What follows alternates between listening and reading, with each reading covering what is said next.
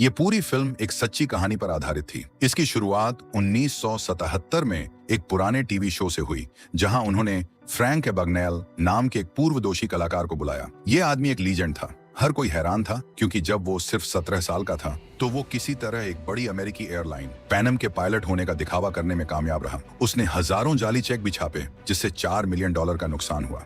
जब वो विमान उड़ाने से ऊब गया तो वो बस एक अस्पताल में गया और एक बाल रोग विशेषज्ञ बन गया, और कुछ ही समय बाद उसने एक युवा वकील बनने के लिए बार परीक्षा भी पास कर ली। उसका ये शानदार सिलसिला आखिरकार तब खत्म हुआ जब एक दृढ़ FBI एजेंट कार्ल हेनराटी ने आखिरकार उसे पकड़ लिया। फिल्म की कहानी 1969 में पीछे चली जाती है। कार्ल फ्रांस की एक टूटी फूटी जेल में फ्रैंक से मिलने गया था।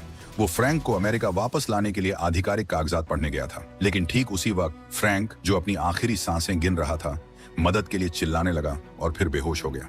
कार्ल पूरी तरह से भड़क गया। फ्रांसीसी गार्डों पर चिल्लाने लगा कि उन्होंने उसके आदमी को इतना बीमार कैसे होने दिया। लेकिन जब वे सब बहस कर रहे थे तो जिस आदमी को वे अभी अभी इन्फर्मरी ले गए थे वो अचानक गायब हो गया।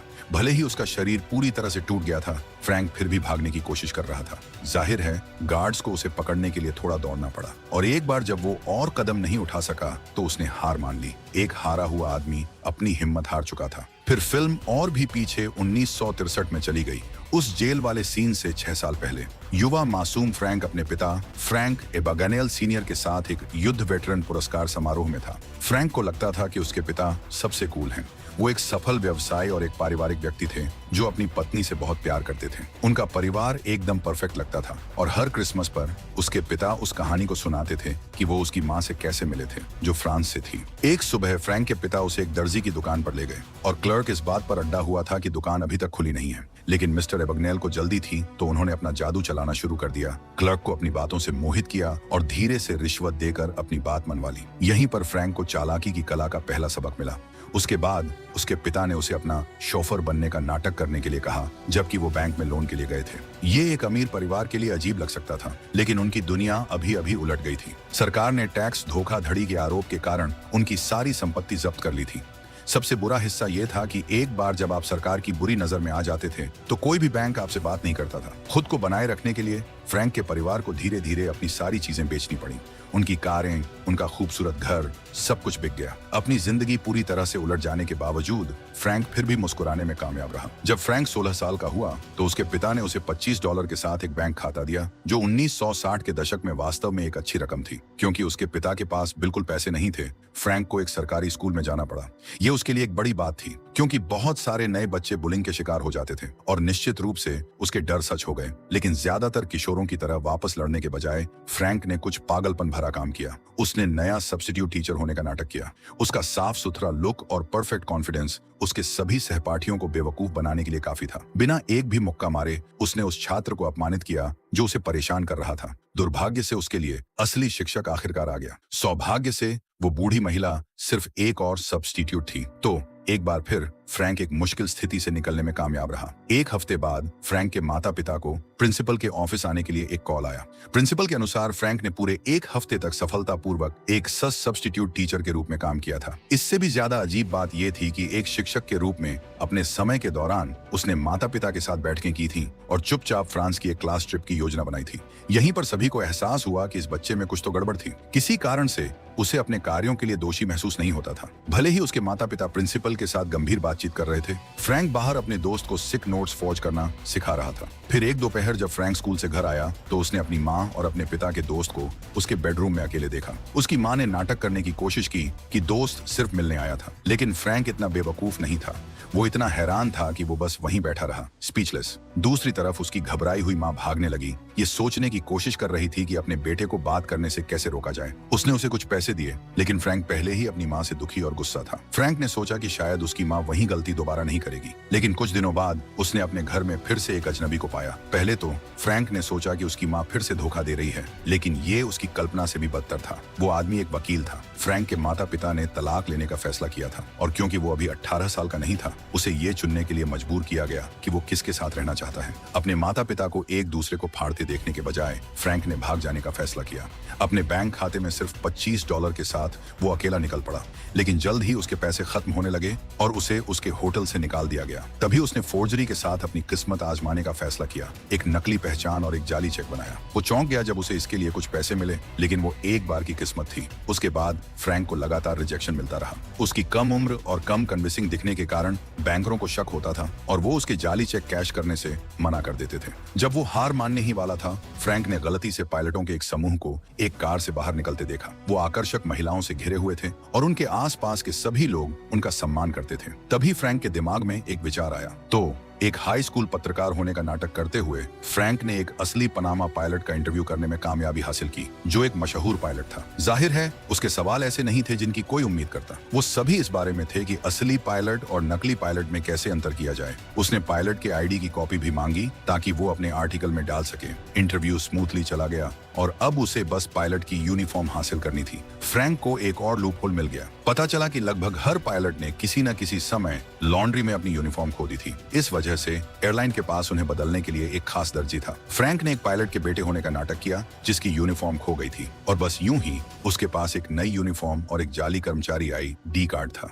1960 के दशक में एक पायलट बहुत बड़ी बात थी। इसमें कोई आश्चर्य नहीं कि जब फ्रैंक सड़क पर चला तो हर आंख उस पर थी। इस डिस्गाइज का पूरा मकसद वास्तव में पायलट बनना नहीं था, बल्कि बैंकों को उसके फोनी चेक कैश करवाना था। उस पल से एक भी बैंक कर्मचारी ने उसकी क्रेडिबिलिटी पर सवाल उठाने की हिम्मत नहीं की। अजीब बात यह थी कि समय के साथ फ्रैंक को बैंकिंग सिस्टम में खामियां मिलने लगी, जिससे वो बड़े और बड़े चेक कैश कर पाता था। लेकिन भले ही उसने चेक को असली दिखाने की पूरी कोशिश की, वे फिर भी नकली थे। तो हर बार जब वो एक चेक कैश करने जाता था तो वो अपनी स्मूथ चार्म और फ्लर्टैटस बातचीत से बैंक टेलर का ध्यान भटकाता था। एक दिन फ्रैंक गलती से एयरपोर्ट पर एक नकली पेचेक कैश करने गया था। क्योंकि उसकी पायलट यूनिफॉर्म इतनी कन्विंसिंग थी, एक कर्मचारी ने उसे एक असली पनामा पायलट समझ लिया जो दूसरे शहर के लिए मुफ्त राइड चाहता था। एयरलाइन का एक प्रोग्राम था जो उसके फ्लाइट क्रू को डेड हेड या स्टैंड बाय आधार पर मुफ्त उड़ान भरने की अनुमति देता था। सबसे अजीब बात यह थी कि फ्रैंक ने पहले कभी हवाई जहाज में उड़ान नहीं भरी थी और यहाँ वो न केवल एक जहाज पर था बल्कि कॉकपिट में बैठा था। भले ही वो भाग गया था,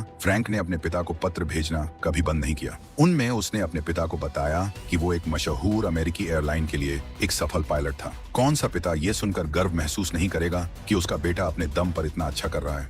और भी पैसे पाने के लिए फ्रैंक ने एक महिला बैंक कर्मचारी को डेट करना शुरू कर दिया। उसे रोमांस करके वो पूरी चेक कैशिंग प्रक्रिया से लेकर बैंक द्वारा ऑथेंटिसिटी की जांच करने के सटीक तरीके तक उसे सभी आवश्यक जानकारी मिल गई। पता चला कि बैंक चेक की जांच के लिए केवल एक मशीन का उपयोग करता था, जिसे MICR मशीन कहा जाता था। फ्रैंक वास्तव में एक ऑक्शन से उन मशीनों में से एक को प्राप्त करने में कामयाब रहा। उस बिंदु से उसकी फोर्जीज बड़ी और अधिक कन्विंसिंग होती गईं। आखिरकार FBI का ध्यान आकर्षित किया, लेकिन उन्हें उसे ट्रैक करने में मुश्किल हो रही थी क्योंकि फ्रैंक अलग अलग शहरों में अपने चेक कैश कर रहा था। ये सब उसे एयरलाइन से मिली मुफ्त उड़ान की सुविधा के कारण था। एजेंट कार्ल हेनराटी, जिसने उस समय फ्रैंक के नकली चेक केस पर काम करना शुरू ही किया था, वो ज्यादा से ज्यादा फ्रस्ट्रेटेड होता जा रहा था क्योंकि उसके किसी भी सहकर्मी ने उसकी जांच को गंभीरता से नहीं लिया। एक दिन फ्रैंक ने अपने पिता को एक फैंसी रेस्तरां में दोपहर के भोजन के लिए आमंत्रित किया। एक गर्व भरी मुस्कान के साथ फ्रैंक ने अपने पिता को एक उपहार दिया, एक बॉक्स जिसमें एक नई लग्जरी कार की चाबियां थीं, बिल्कुल वैसी ही जैसी उसके पिता चलाते थे। फ्रैंक ने सोचा कि चूंकि उसकी मां ने धोखा दिया था क्योंकि वो दिवालिया हो गए थे, ये नई दौलत किसी तरह सब कुछ ठीक कर सकती है। लेकिन ये स्पष्ट होता जा रहा था कि फ्रैंक को अभी भी ये एहसास नहीं था कि शादी को ठीक करना इतना आसान नहीं था। थोड़ी देर बाद एजेंट कार्ल उन होटलों में से एक पर दिखाई दिया जहां फ्रैंक ने हाल ही में एक नकली चेक कैश किया था। जब वो वहां पहुंचा तो मोटेल के मालिक ने कहा कि जिस व्यक्ति ने चेक कैश किया था वो उनके कमरे में रुका हुआ था। बिना एक पल सोचे कार्ल ने दरवाजा तोड़ दिया, लेकिन घबराने के बजाय फ्रैंक, जो पहले से ही अंदर था, उसने बस अपना डिस्गाइज बदल दिया। किसी तरह इस बच्चे में CIA से एक विशेष एजेंट होने का नाटक करने की हिम्मत थी। कार्ल को बेवकूफ बनाने के बाद फ्रैंक कमरे से बाहर चला गया, सबूतों को सुरक्षित करने का नाटक कर रहा था, जो वास्तव में उसके नकली चेक और MICR मशीन थे। कार्ल को कुछ भी शक नहीं हुआ, खासकर जब से फ्रैंक ने उसे अपना वॉलेट पकड़ने के लिए दिया था। लेकिन कुछ मिनट बाद कार्ल को लगा कि कुछ तो गड़बड़ है। जब उसने आखिरकार वॉलेट खोला तो उसे केवल नकली पनामा कर्मचारी कार्ड और प्रोडक्ट लेबल का एक गुच्छा मिला। ये पूरी घटना कार्ल के लिए पूरी तरह से शर्मनाक थी। उसके बॉस ने उसे एक पंक बच्चे को भाग जाने देने के लिए डांटा। बाद में फ्रैंक की जंगली हरकतों ने आखिरकार मीडिया का ध्यान आकर्षित किया। पैनम को एहसास हुआ कि कोई पायलट होने का दिखावा करके पूरे अमेरिका में मुफ्त में उड़ान भर रहा था। मीडिया ने उसे स्काईवे मैन का उपनाम दिया और उसकी तुलना जेम्स बॉन्ड से की। लेकिन एक्सपोज्ड होने से डरने के बजाय फ्रैंक वास्तव में जेम्स बॉन्ड से तुलना किए जाने पर गर्व महसूस कर रहा था। वो फिल्मों की तरह महंगे सूट और लग्जरी कारें खरीदने लगा और एक सीक्रेट एजेंट जैसा महसूस करना चाहता था। उसने एक खूबसूरत मॉडल को अपनी बॉन्ड गर्ल के रूप में भी रखा। दुनिया भर की दौलत और ऐशो आराम होने के बावजूद फ्रैंक को अभी भी लगता था कि उसकी जिंदगी में कुछ कमी है। तो क्रिसमस की पूर्व संध्या पर उसने एजेंट कार्ल को सिर्फ माफी मांगने के लिए फोन किया। लेकिन अजीब बात यह थी कि उनकी बातचीत के अंत में कार्ल ने कुछ ऐसा कहा जिसने फ्रैंक को उसकी कमी का असली जवाब दे दिया। वो जानता था कि फ्रैंक के पास और कोई नहीं था जिसे वो फोन कर सके, क्योंकि वो अकेला था। एक दिन एक डाइनर में नाश्ता करते हुए एक वेटर ने गलती से वो फाइल देख ली जिसकी कार्ल जांच कर रहा था। उस पर बैरी एलन का नाम लिखा था, जिसे कार्ल को लगता था कि वो संदिग्ध का नाम था। लेकिन चूंकि कार्ल ने कभी कॉमिक किताबें नहीं पढ़ी थी, उसे नहीं पता था कि वो एक लोकप्रिय सुपर हीरो का असली नाम था। एक बार जब ये बताया गया तो कार्ल को एहसास हुआ कि उसका संदिग्ध सिर्फ एक बच्चा था, शायद अभी 18 साल का भी नहीं था। इसीलिए उसके कोई भी फिंगरप्रिंट पुलिस डेटाबेस में नहीं थे। इस छोटे मोटे जालसाज का असली नाम पता करने के लिए FBI ने उन माता पिता की तलाश शुरू कर दी जिन्होंने अपने किशोर बेटे के लापता होने की रिपोर्ट की थी, जिससे वो फ्रैंक की मां तक पहुंचे। पता चला कि फ्रैंक की मां ने अपने प्रेमी से दोबारा शादी कर ली थी, वही दोस्त जिसके साथ वो अपने पति को धोखा दे रही थी। जब FBI ने उसे बताया कि उसके बेटे ने चेक जाली किए हैं, तो उसने उनसे समझने के लिए कहा, ये कहते हुए कि फ्रैंक सिर्फ जिंदा रहने की कोशिश कर रहा था, यहाँ तक कि उसने अपने बच्चे द्वारा चुराए गए सारे पैसे चुकाने की भी कोशिश की। लेकिन जब एजेंट कार्ल ने उसे वो सारे पैसे बताए जो उसने चुराए थे, तो उसे अचानक एहसास हुआ कि उसका धोखाधड़ी कितना बड़ा हो गया था। बहुत सारे पैसे इकट्ठा करने के बाद फ्रैंक पायलट के रूप में कम और कम उड़ान भर रहा था। एक दोपहर एक अस्पताल का दौरा करते हुए उसकी मुलाकात ब्रेंडा नाम की एक युवा नर्स से हुई। वो अपने बॉस से डांट पड़ने के बाद रो रही थी। उसे खुश करने के लिए फ्रैंक ने अपना चार्म चालू कर दिया, सभी तरह की मीठी बातें कहने लगा। एक मजेदार मोड में उनकी बातचीत के अंत में उसने कैजुअली पूछा कि क्या अस्पताल में कोई नौकरी के अवसर हैं, ये कहते हुए कि वो एक डॉक्टर था। अगर वो पायलट का लाइसेंस और कर्मचारी ID नकली बना सकता था, तो उसके लिए डिप्लोमा नकली बनाना बच्चों का खेल था। इससे भी ज्यादा अजीब बात यह थी कि अपनी धोखाधड़ी में फ्रैंक हार्वर्ड मेडिकल स्कूल का ग्रेजुएट होने का दावा करने में नहीं शर्माया। अस्पताल ऐसे प्रभावशाली पृष्ठभूमि वाले आवेदक को पाकर रोमांचित था, खासकर जब उन्हें बाल रोग के नए मुख्य रेजिडेंट की जरूरत थी। अपने झूठ को और ज्यादा बिलीवेबल बनाने के लिए फ्रैंक को बहुत सारे मेडिकल टर्म्स याद करने पड़े। सौभाग्य से उसके पास अध्ययन के लिए बहुत सारी मेडिकल डॉक्यूमेंट्री फिल्में थी। फिर भी उसकी नई नौकरी बहुत रिस्की थी, क्योंकि लोगों की जान उसके हाथों में थी। हालांकि उसे चीफ रेजिडेंट के रूप में सर्जरी नहीं करनी पड़ती थी, उसे अक्सर अपने मरीजों के लिए सबसे अच्छे कोर्स ऑफ एक्शन का फैसला करने के लिए कहा जाता था। इस बीच एक frustrated agent Carl Frank Abagnale senior के घर गया। कार्ल द्वारा कई सवाल पूछने के बाद भी मिस्टर एबग्नेल ने अपने बेटे का ठिकाना नहीं बताया। लेकिन उसका झूठ ज्यादा देर तक नहीं चला, क्योंकि मेज पर कार्ल को फ्रैंक के पत्रों का एक ढेर मिला, जिससे उसका वर्तमान ठिकाना पता चला। बिना कोई समय बर्बाद किए FBI उस शहर के लिए उड़ गई जहां फ्रैंक छिपा हुआ था। लेकिन जब वो वहां पहुंचे तो फ्रैंक पहले ही जा चुका था। लेकिन भले ही वो फिर से भाग गया था, कार्ल को एक बहुत ही मूल्यवान सुराग मिल गया। वो जाली डिप्लोमा जिसका इस्तेमाल फ्रैंक ने अस्पताल में नौकरी पाने के लिए किया था। अस्पताल में काम करने के बाद फ्रैंक को ब्रेंडा से प्यार हो गया था। भले ही वो सिर्फ एक नर्स थी, वो एक अमीर परिवार से थी जिसके बहुत पारंपरिक धार्मिक मूल्य थे। गर्भपात के बाद उसके माता पिता ने उसे घर से निकाल दिया और कहा कि वो तभी वापस आ सकती है जब वो एक अच्छे सभ्य आदमी से एंगेज्ड हो। तो वो आखिरकार फ्रैंक के साथ वापस लौटी। कौन खुश नहीं होगा कि उसका भावी दामाद एक डॉक्टर हो। एक परिवार के रात्रि भोज के दौरान एक मजेदार पल में फ्रैंक ने अचानक ब्रेंडा के परिवार को बताया कि वो अपना करियर बदलकर वकील बनने की सोच रहा था। उसने दावा किया कि वो वास्तव में ब्रेंडा के पिता के समान लॉ स्कूल गया था और उसने बार परीक्षा पास कर ली थी। अपने ऑफिस में अकेले रहते हुए ब्रेंडा के पिता, जो खुद एक वकील थे, ने फ्रैंक से उनसे ईमानदार रहने के लिए कहा। सभी झूठों से थककर फ्रैंक ने आखिरकार सब कुछ कबूल कर लिया कि वो एक डॉक्टर, वकील या पायलट नहीं था। लेकिन उसका कबूलनामा वैसा नहीं हुआ जैसा उसने सोचा था। इसे झूठ के रूप में देखने के बजाय उसके भाभी ससुर ने इसे ब्रेंडा के लिए अपने प्यार को व्यक्त करने का एक रोमांटिक और ईमानदार तरीका माना। फ्रैंक आखिरकार ब्रेंडा के पिता के सहायक के रूप में काम करने लगा। एक प्रोसिक्यूटर के सहायक के रूप में काम करते हुए फ्रैंक अपने भावी ससुराल वालों के घर में रह रहा था। यहाँ उसने फिर से एक असली परिवार की गर्माहट महसूस की, एक ऐसी भावना जो उसे तब से नहीं मिली थी जब से उसका अपना परिवार बिखर गया था। दिल ही दिल में फ्रैंक हमेशा इस उम्मीद को पाले हुए था कि उसके माता पिता फिर से एक साथ आ सकते हैं। उसने एक बहुत बड़ी भव्य शादी की योजना बनाना शुरू कर दिया। उम्मीद कर रहा था कि अगर वो अपने दोनों माता पिता को सही समय पर एक ही जगह पर ला सका तो वो एक दूसरे के पास वापस लौटने का रास्ता खोज सकते हैं। अपने बेटे के बार बार दबाव से तंग आकर मिस्टर एबग्नेल ने आखिरकार एक दिल दहला देने वाला झटका दिया। फ्रैंक की मां ने पहले ही दोबारा शादी कर ली थी। उस खबर ने फ्रैंक की हर एक उम्मीद और सपने को तोड़ दिया। उसके लिए ये जानना तबाह करने वाला था कि जिस परफेक्ट परिवार को उसने फिर से बनाने की इतनी कोशिश की थी वो हमेशा के लिए चला गया था। उसे अपने पिता को अकेले आगे बढ़ते हुए देखकर भी दुख हुआ। इसके तुरंत बाद एक और क्रिसमस की पूर्व संध्या पर फ्रैंक ने एजेंट कार्ल को एक हताश फोन किया। उसने कार्ल को बताया कि उसने अपने तरीके बदल दिए हैं और अपराध के बिना एक नया जीवन शुरू करना चाहता है। फिर उसने पूछा कि क्या FBI बस उसका केस बंद कर देगी। जाहिर है ये अनुरोध अविश्वसनीय रूप से नईव था। जो इंसान सैकड़ों बैंकों को ठग चुका था वो इतनी आसानी से छूटने की उम्मीद कैसे कर सकता था। लेकिन बातचीत के दौरान फ्रैंक ने एक गलती कर दी। गलती से ये बात निकल गई कि वो शादी कर रहा है। ये कार्ल के लिए एक बहुत बड़ा सुराग था। उसने सोचा कि फ्रैंक अभी भी उसी एलियस का इस्तेमाल कर रहा था जिसका उसने डॉक्टर के रूप में इस्तेमाल किया था। तो FBI को बस उसी नाम से किसी भी सगाई की घोषणाओं की तलाश करनी पड़ी। फ्रैंक के पास जितने पैसे थे सगाई की पार्टी बड़ी होनी ही थी और निश्चित रूप से अखबारों में इसका जिक्र होता। और कार्ल सही था। पार्टी की रात FBI ने आखिरकार उसे ढूंढ लिया। एक घबराया हुआ फ्रैंक जल्दी से अपने सारे पैसे के साथ अपना सामान पैक करने लगा और ब्रेंडा को बताया कि उन्हें दूसरे देश भागना होगा। ब्रेंडा, जिसे कुछ भी पता नहीं था कि क्या हो रहा था, पूरी तरह से हैरान थी। जाहिर है वो थी। उसे अभी अभी पता चला कि उसका मंगेतर एक वांछित धोखेबाज और FBI से भगोड़ा था। फ्रैंक ने उसे देखा और विनती की कि वो उसके साथ आए। सच्चाई सामने आने के बावजूद ऐसा लगा कि ब्रेंडा अभी भी उसके साथ रहने को तैयार थी। फ्रैंक जानता था कि उसे वहां से जल्दी निकलना होगा, तो उसने उससे 2 दिन में एयरपोर्ट पर मिलने के लिए कहा। इस बीच एजेंट कार्ल पार्टी में थोड़ा देर से पहुंचा। वो भीड़ में फ्रैंक को ढूंढने की कोशिश में इतना व्यस्त था कि उसने उसे भागते हुए नहीं देखा। जब वो आखिरकार अंदर पहुंचा तो उसे सिर्फ एक हार्ट ब्रोकन ब्रेंडा मिली। 2 दिन बाद, जैसा कि उसने वादा किया था, ब्रेंडा एयरपोर्ट पर दिखाई दी। उन्होंने एक साथ भागने की योजना बनाई थी। फ्रैंक उसका इंतजार कर रहा था, लेकिन तभी उसे एहसास हुआ कि उसने उसे धोखा दिया था और अब वो FBI के साथ काम कर रही थी। कार्ल जानता था कि फ्रैंक उस खास एयरपोर्ट पर आएगा, तो उस पल से FBI और पुलिस ने उस जगह की 24 घंटे निगरानी शुरू कर दी।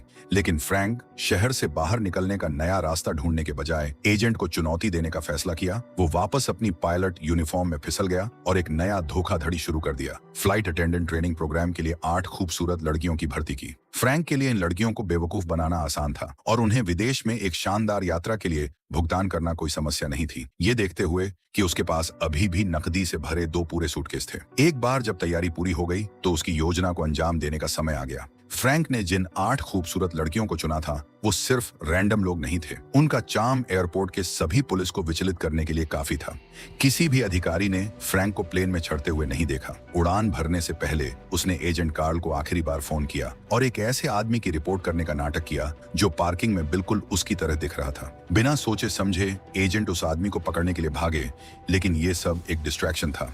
अपने देश छोड़ने के बाद फ्रैंक चेक जाली बनाता रहा। इस बार उन्हें इतना परफेक्ट बनाया कि दुनिया भर के बैंक उनमें एक भी खामी नहीं ढूंढ पाए। लेकिन ये सब कुछ होने के बावजूद कार्ल कुछ नहीं कर सका, क्योंकि उसके अधिकारी उसे दूसरे देश जाने की अनुमति नहीं देंगे। जब वो अपनी हिम्मत हार चुका था, एजेंट कार्ल को आखिरकार एक एपिफेनी हुई। उसने पता लगाया कि जो चेक फ्रैंक कैश कर रहा था वो वास्तव में लीगल बैंक चेक थे। एक विशेषज्ञ की राय के आधार पर उस खास तरह का कागज केवल 2 देशों, जर्मनी और फ्रांस में निर्मित होता था। जैसे ही उसने फ्रांस सुना, कार्ल को याद आया कि फ्रैंक की मां का परिवार वहीं से था। ये अत्यधिक संभावना थी कि फ्रैंक अपने रिश्तेदारों के पास कहीं छिपा हुआ था। कार्ल का अनुमान सही था और ठीक पहले की तरह क्रिसमस की पूर्व संध्या पर फ्रैंक और कार्ल फिर से मिले और इस बार व्यक्ति पर। ऐसा लग रहा था कि वे उस रात बात करने के लिए डेस्टाइन थे।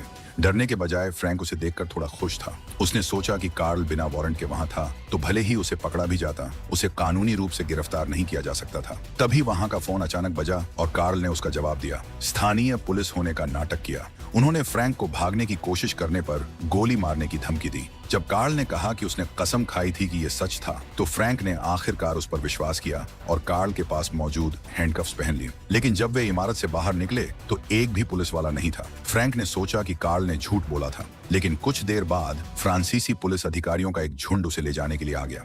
इसीलिए फ्रैंक को अमेरिका वापस प्रत्यर्पित किए जाने से पहले 2 साल तक एक फ्रांसीसी जेल में रखा गया था। इतने लंबे समय तक बंद रहने के बाद फ्रैंक वास्तव में घर वापस जाने और अपने पिता को देखने के लिए उत्सुक था। कार्ल पूरी उड़ान के दौरान इस विषय से बचने की कोशिश कर रहा था, लेकिन जैसे ही प्लेन लैंडिंग रनवे पर उतरा, उसे आखिरकार खबर देनी पड़ी। मिस्टर एबनेल की मृत्यु हो गई थी। वो सीढ़ियों से गिर गए थे। जब वे फ्रैंक को प्लेन से बाहर निकालना चाहते थे तो फ्रैंक ने बाथरूम में अकेले कुछ पल मांगे। उनके थोड़ी देर इंतजार करने के बाद एजेंटों ने दरवाजा तोड़ दिया और पाया कि फ्रैंक टॉयलेट के नीचे एक छोटे से छेद से भागने में कामयाब रहा था।